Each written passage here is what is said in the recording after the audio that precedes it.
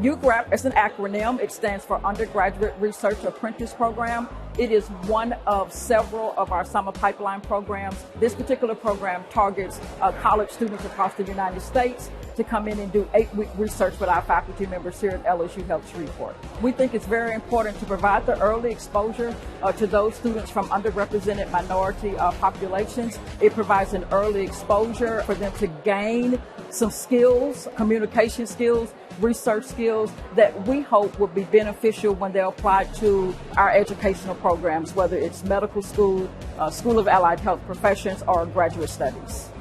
I am very interested in the medical field. I would like to be a physician one day, and I also kind of wanted to know about the research aspect, like the logistics behind the medicine, because I've shadowed doctors before and I've seen the healthcare part of it, but I've never seen the actual what goes on behind the scenes.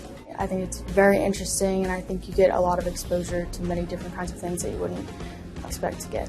I decided to participate in the UGRAP program because I have always been interested in research, and I also believe that it primes me for the upcoming fall semester, and I have always just loved learning, and I believe that the UGRAP program is just a great way for me to continue learning.